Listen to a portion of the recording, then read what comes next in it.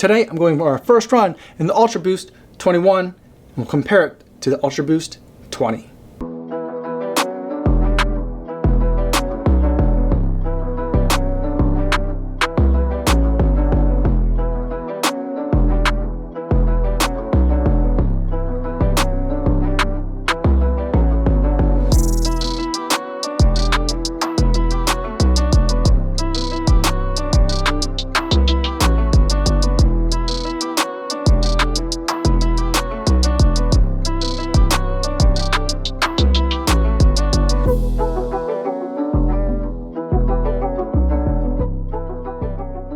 8.71 miles, 8 minutes, 40 seconds per mile, 142 beats per minute on average for today. Taking it nice and easy today after the long run the day before, but I did throw a couple of strides in there as well with the first run in the Ultraboost 21. Now, before I give you my thoughts on this shoe after just this first run, I do want to go over some disclosures. This is a pair of shoes that I purchased with my own money. No one sent it to me or is paying me to make this video, and no one's going to get a chance to preview any of my footage or my thoughts before you guys get a chance to see this video on YouTube. So the disclosures out of the way, let's talk about the Ultraboost 21. We've got 30.5 millimeters of stack height in the heel, just a bunch of boost in here. It's hard to believe that this is kind of just 30.5 millimeters of stack height in the heel because it looks like there is a ton of boost in here. More boostier than ever. We got a 10 millimeter heel drop giving you 20.5 millimeters of stack height in the forefoot. Up top, we've got prime knit upper material, slightly different formulation of the knit material that's in the upper of the Ultraboost 21.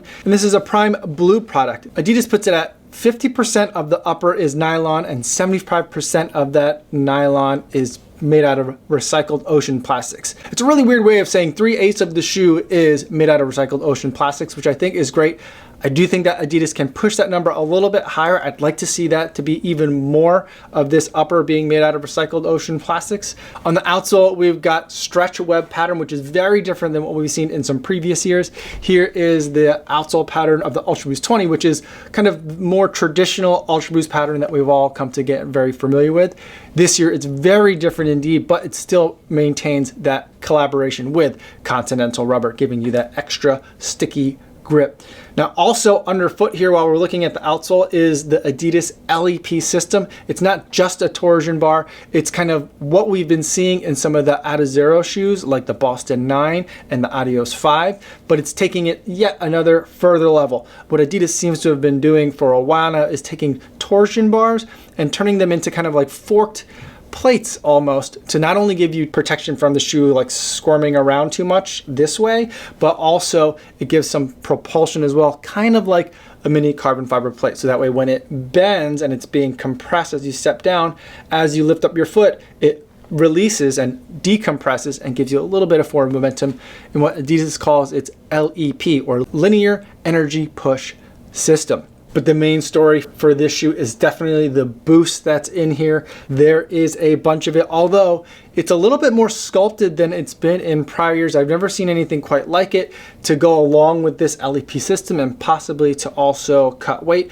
There are some concavities shaped into the boost midsole that's in here, both towards the heel and also up towards the forefoot, where there's like a little bit of an indentation or a channel that's cut into the boost in here. Overall, this package comes in at a hefty 11.99 ounces for the men's size 9, basically 12 ounces for a size 9.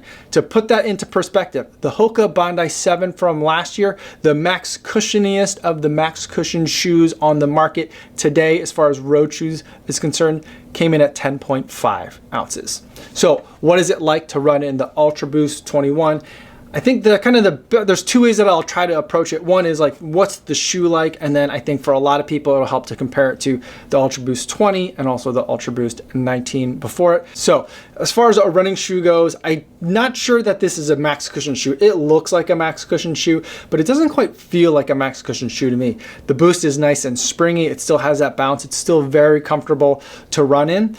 But even though there's 20 millimeters of stack height in the forefoot, I do feel like the boost that's up here is compressing quite a bit, and it feels more like a regular daily trainer to me, at least up in the forefoot. There is that ample amount of boost in the heel, but I'm not really feeling it. I don't feel like my foot is really using like the entire shoe's worth of boost. So I do feel like I'm carrying a little bit of extra weight, not really for any reason. Today's run was an easy run for the most part, and even then I found myself trying to land more from the arch forward because that's where it just kind of made a little bit more sense. Trying to take advantage of all this boost back here, I did try kind of like shortening up the stride, but also landing a little bit more rearward on the shoe just to see like, is that where this shoe really wants me to be?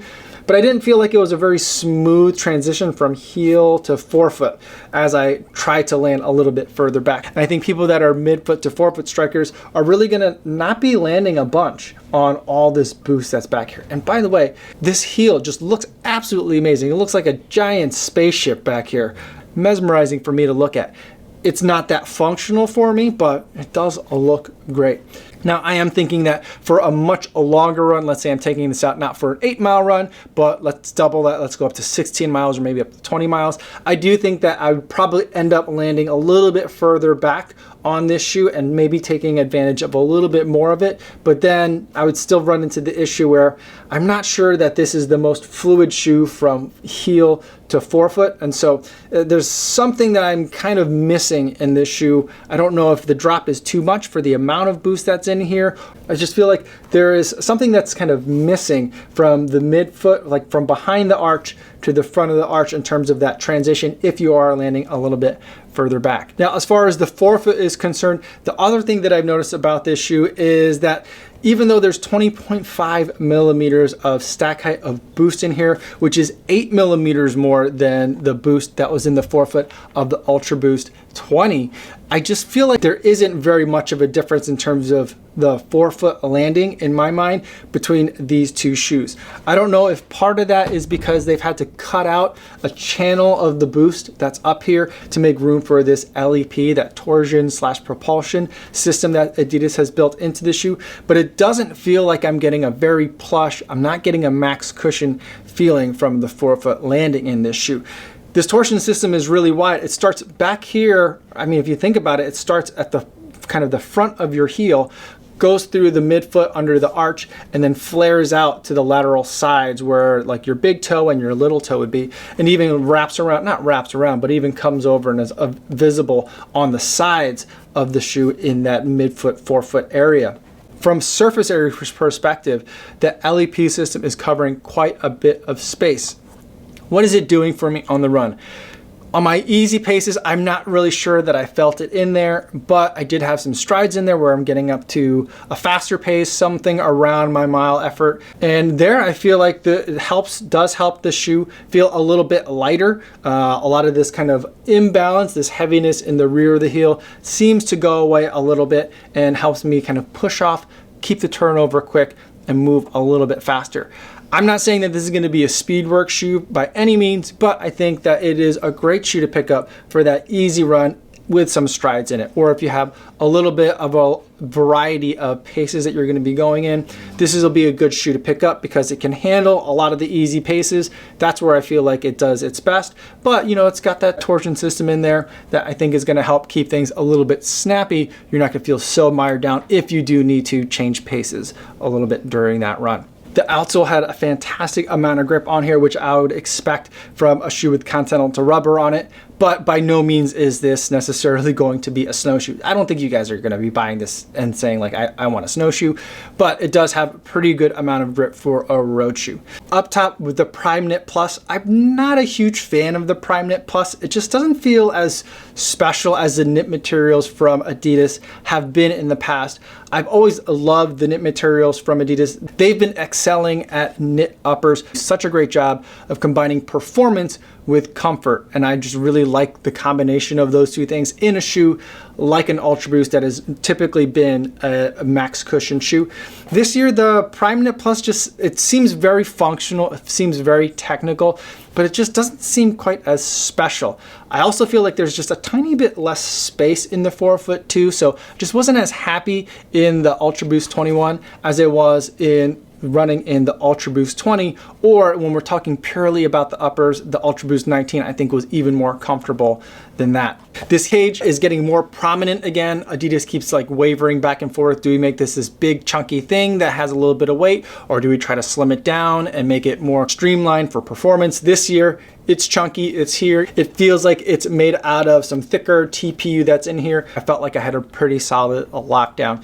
In the back of the shoe, we've got a pared down heel flare, which it's weird to call this heel flare pared down, but compared to last year's Ultraboost 20, it definitely is. There's just a lot less padding back here, which makes sense because this part of the shoe doesn't touch you. It doesn't really need a lot of padding that's in here. It does serve as a bit of a pull tab, help you get the shoe on and off really quickly. Also looks pretty nice. Also in the back, it's stripped down, but there's more padding at the same time. So in the lower part of the heel cup, there's a lot less padding than there was last year, but at the part that's gonna sit on top of the heel, there is kind of a bumper back here to help keep the heel locked in into the shoe, as well as is there a more substantial piece of plastic or a TPU that's in here to kind of keep that heel from sliding around too much. Again, like in the midfoot cage, it seems like Adidas goes back and forth between, do we make it big and chunky, or do we strip it down and save weight? This year is definitely a big and chunky year. I mean, look at the heel. It's definitely a big and chunky kind of year. Overall, if you like the Ultraboost 19, which had a lot more stack height, I think you are going to like the Ultraboost 21, because this definitely reminds me of that Ultraboost 19. Had a higher stack height. For me, it didn't quite flow very well from the heel to the forefoot, but there are some of you that are out there that love that Ultraboost 19. If that was your shoe, then this is the one to pick up for now. But if you love the Ultraboost 20, I'd say right now, pick up another pair of Ultraboost 20 to run in, because that was a pretty good running shoe.